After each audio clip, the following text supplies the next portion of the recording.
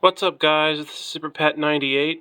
I wanted to show you guys my N64 box collection.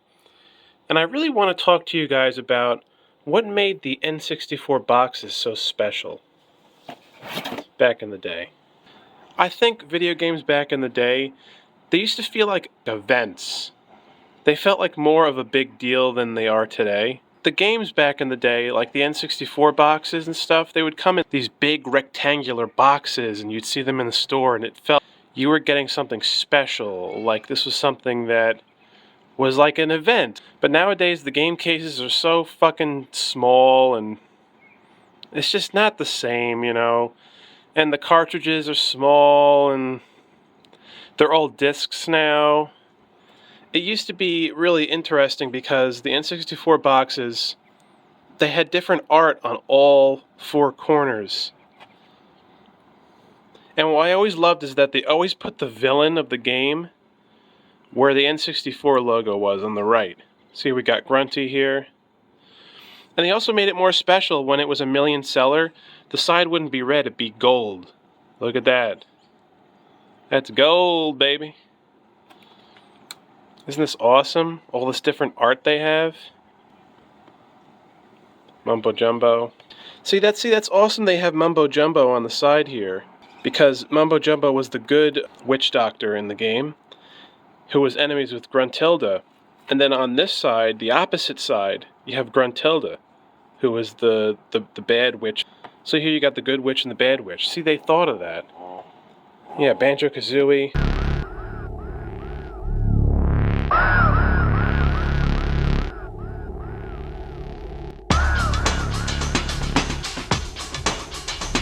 Bomberman. You got annoying kids screaming in this video. But this is why I picked this location to film this, because of the windowsill here, the light shining through. It feels like your childhood, right? Doesn't this kind of give you the 90s kind of vibes? Having this here, doesn't it make you feel something from that time period? Bomberman 64. I mean, this cover's like freaking amazing, you know? You got all the villains, like all the bosses are on all four corners. So there was more artwork to be seen. And you got the main villain on the side, once again. Who doesn't remember this fish boss? That was annoying. Yeah, it was different. It was just like there was more art, and the box was now a collector's item. It wasn't just a tiny box that just happened to have the game in it. And of course, all the boxes had with manuals, and especially the N64 manuals, they all had bright colors in them. The PS1 manuals were always black and white. That's what I remember.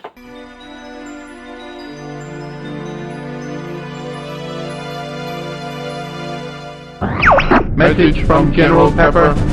Priority 1. Starfax 64. See, like, look at that. Extra big, you got more art here. I mean, it's really something else. See, like, look at that. That's amazing, man. That's phenomenal, man. Like, you really you don't get that stuff anymore. Nowadays, these companies are so lazy. Like, they don't give a damn about presentation anymore. Here I got Mischief Makers. See, more art of the characters. You got the main villain right here on the side. Awesome, right?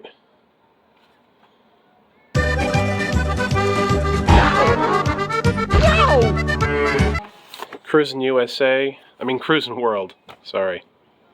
See, look at that. You got the UFO up here. Isn't that cool?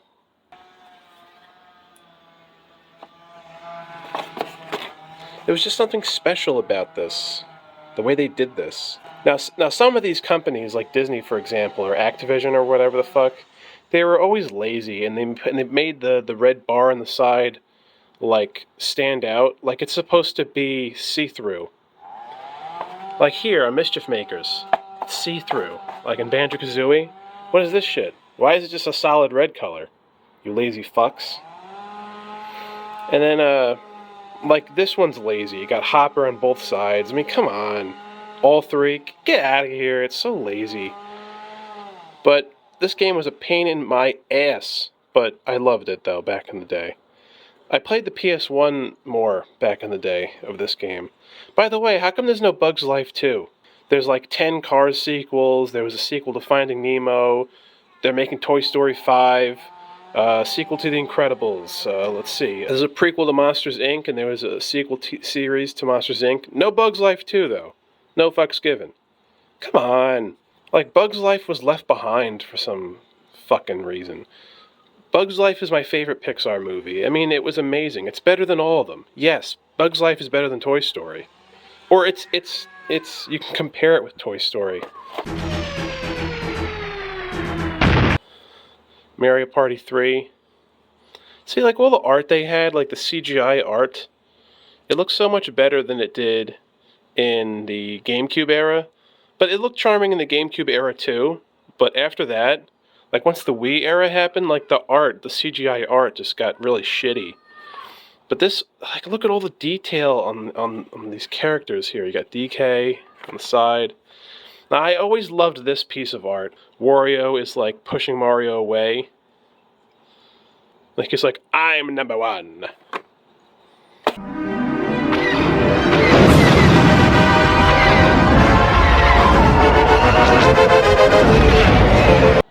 Diddy Kong Racing.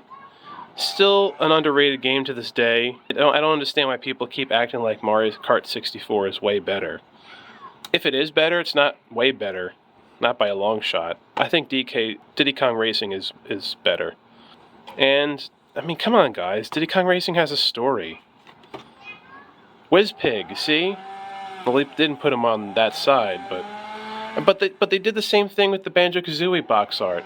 Taj the Genie was the good genie, or whatever, of the island, and WizPig was the evil genie, right? Good, bad, on opposite sides of the box. They thought of that shit. Because it was Rareware, baby. They cared so much about their integrity or their characters. I love this picture of WizPig. I used to look at this picture and be mesmerized by it as a kid. And then, you know, thinking about, oh wow, what it's going to be like to race him, you know.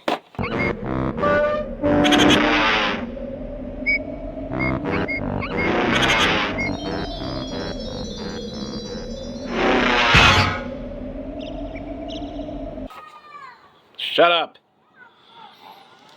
Gex 64. You know, they were lazy with this with the red again on the side. But still, it is a great box because they did give different art for the sides. It's not like the Bugs Life box. Rez, one of the greatest underrated video game villains of all time. Should be on the side, like Gruntilda and all the other ones. Not on that side, but whatever. You got Gex doing the Bruce Lee stuff on the side. This is kind of a cool one. He's got his shades. They were lazy on this side. I love this game. I think it's amazing. What I do find is funny is that in the middle here, if you guys can see, it says over 125 slick gecko moves. Yeah, Gex does not have 125 moves in the game, so I do find that funny. Great game, though. It's a little underrated on the N64. I mean, it definitely is. Yes, it has flaws, and it's not as good as the PS1 version, but this is an amazing version. I mean, it's a great version. It's not amazing, but it's great. Pokemon Snap. Nintendo.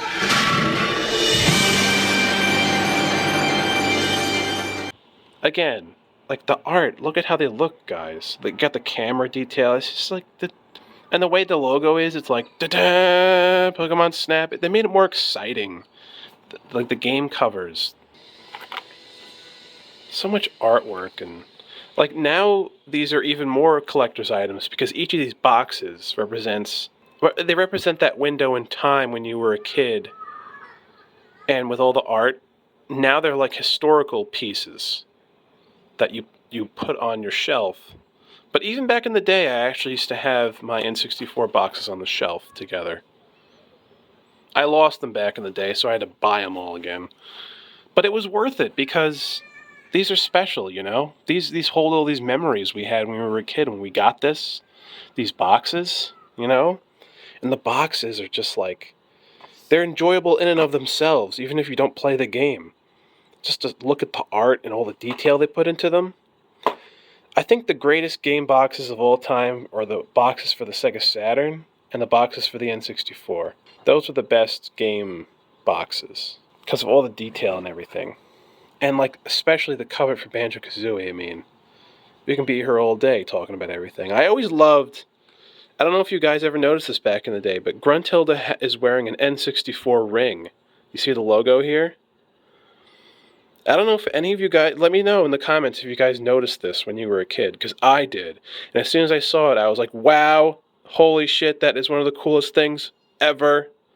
Gruntilda is wearing an N64 ring. So fucking cool. And I noticed when they ported Banjo-Kazooie to Xbox, when they remastered it for the Xbox, they had this in the background of the menu.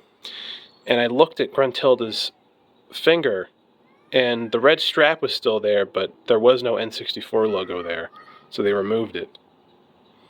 But if you own the original box, there it is. All the manuals for most of the N64 games, they had bright colors in them.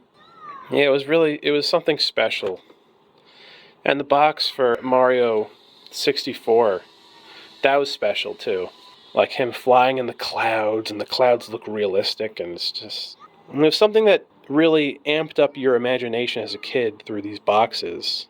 It made me want to draw cartoons and be part of the cartoon world and create great characters with imaginative worlds. That's what it made me want to do. Like the boxes themselves kind of make the game look like they're legendary, even if you don't play them and don't think they are, but the box makes you think that they are. Even if you have a N64 box for a bad game, the box itself sometimes could be better than the game. Yeah, I don't know, it's just, these are my thoughts on the N64 boxes. And there's something so nostalgic about them, and they're just so full of wonderment and charm. Let me know what you guys think. Please let me know. I just thought this was a cool, nostalgic little video.